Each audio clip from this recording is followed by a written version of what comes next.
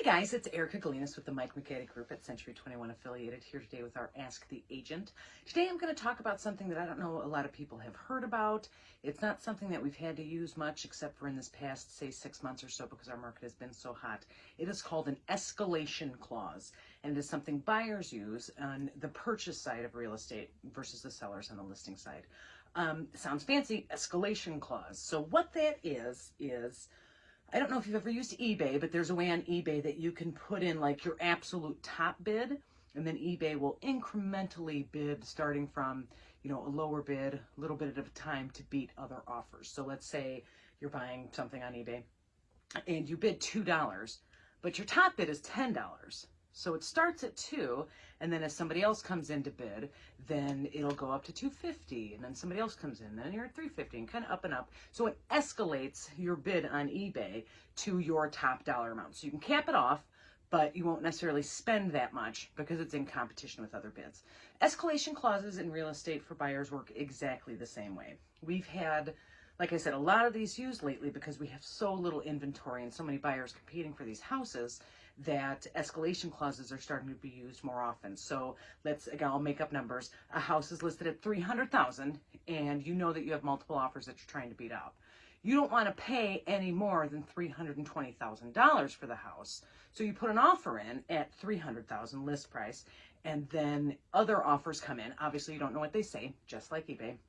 And your escalation clause says that you will go up $500 to beat this offer, and then another $500 to beat this offer, and $500, on and on until you reach that cap of $320,000. So potentially, if in fact there is a $319,999 offer, it'll top out at your $320. You'll pay $320. But if the next lowest offer is $315,000, you will only pay $315,500 based on your escalation clause. So buyers think it's a great way, and agents, I suppose, think it's a great way for you to be able to bid on a property, but only up to the price that you're comfortable paying. So like I said, inventory is tight right now, so the vast majority of listings that are priced well, in decent areas, and in good condition are bidding and selling at above list price. So buyers obviously don't want to be taken for a ride. Everybody wants to save money. But when you only have one house to choose from and you're fighting 20 other people to get in the door, obviously you're going to have to perhaps bid a little bit higher than you normally would, because guess what? That property is going to get multiple offers. So an escalation clause is used by buyers to incrementally bid up to their top dollar. So I just had this happen this weekend. My listing in Cherville I talked about last week, we had 20-some showings over the weekend. We were under offer, multiple offer situation on Monday, Tuesday, done. That's how the market is right now for most properties. So when you have an escalation clause, you submit your offer at a regular price up to this number. It's a separate document, separate piece of paper.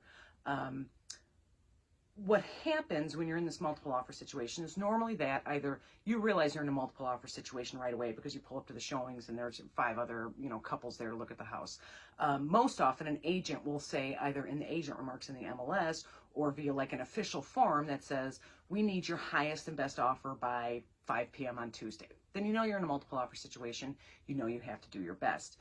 I don't understand necessarily why escalation clauses are used in that case, because highest and best to me would imply that this is your highest and best offer. But I understand why buyers may still want to be competitive with their own checkbooks. Let's put it that way. There's two needs. You don't want to overpay, but you don't want to lose the house. So there's this idea that this escalation clause will take away the potential that you are overpaying. Because what if this guy only came in at $310 and you're coming in at $320? You just wasted $10,000. So I understand the idea behind them, and I don't necessarily think they're a bad idea. They make perfect sense. I don't, however, generally recommend them to my buyers. It is something that we talk about. It is something that they, I will absolutely use for them if that's something that they want. But here's the thing I always tell them. I represent both buyers and sellers. And when you are a seller's agent, so I would be now on the other side of this, let's say, you have an obligation to get your client, your seller, the highest and best price for their home, whether it's through these different multiple offers, whether it's through marketing, whatever it is that you do, you have an ethical obligation to get the best price for your buyer, or for your seller rather. So Here's the sticky part with escalation clauses, and here's why I do not recommend that my buyers use them, because as a seller's agent, here's what I would see. All right, so we have, let's say, 5 offers, and there's one that's, 5,000 off, 10,000 off. I'll just make up numbers. But here's this one that says on my $300,000 listing, they're willing to pay $310,000, but they also include an escalation clause that says they're willing to pay $320,000. So I have 2 conflicting pieces of information here. I'm looking at this, again, as the seller's agent, and I'm explaining this to my seller. This piece of paper says they're willing to pay $320,000. So let's assume all these other offers, these other 4 or 5 offers are non-competitive for whatever reason, price or, loan type, something like that. So we're really just thinking about this one offer and maybe this other offer. So we have a 315, a 316, and a 320. If I abide by the escalation clause, that buyer wins at, 316.5. Awesome, great. But why wouldn't I tell my seller, this offer says they're willing to pay $320,000. How about this? How about we submit a counteroffer to this buyer that says purchase price to be $320,000? We already know they're willing to pay it. Why would we not take that step to just be like, okay, 320, the house is yours. Whatever else is in the contract, talk through and everything like that, but that's all fine.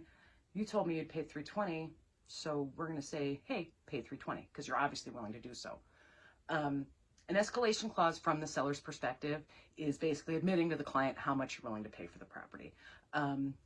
Obviously, there is a potential downside, a danger for the seller in that you would, submit this counteroffer and they would be like, haha, just kidding, because they haven't accepted anything yet. They can back out at any time. And they may be like, well, what's going on with the other offers? Legally, I can't disclose any of that information. This is the counteroffer. This is what it is. They could say, yeah, no, forget it. Or they could counter back at 316 or 318 or something like that and kind of reopen those price negotiations. But that in this kind of market in particular, and again, this advice applies only in this crazy hot market we get right now, if you and your agent are discussing an escalation clause, please keep in mind that as a seller's agent, it is completely ethical and my obligation to explain to my seller, these people already said they're paying $320,000. We can always submit a counteroffer at $320 and see what they say. The danger is they back out. We have multiple other offers that are all above list price anyway. So, trying to get an extra $5,000 or $4,000 is worth, maybe the risk of losing this $1,000 or extra $2,000 we have on these other offers. So if you are talking to your agent as a buyer about using an escalation clause, please keep in mind that what you are doing is you're disclosing to the sellers and their agent exactly how much you're willing to pay for that property. And there is nothing ethical, there's nothing illegal about them, writing you a counteroffer and saying, yeah, 320 looks great, what do you think? Sign here. Again, I understand the desire to not want to overpay. Nobody does. That doesn't make any sense. Like I said, I represent buyers and sellers. Certainly for my buyers, the ethical obligation is to go the other way and not pay too much for a property, which is one of the reasons why as a buyer's agent, I don't encourage escalation clauses. But I completely understand both sides of the story. But there is another party to a transaction. That other party has an agent who is ethically obligated to represent them in their best interest and get the highest and best offer.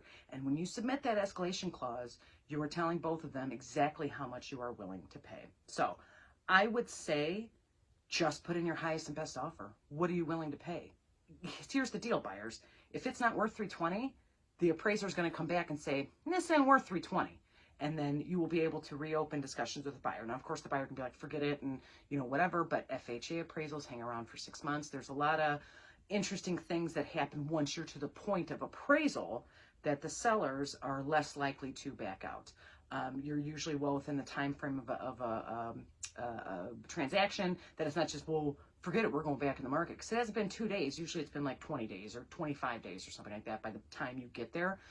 So it is less likely that a seller will back out if there's a bad appraisal, assuming it's not like, $50,000 or something like that. So my advice to my clients, we talk about all the options.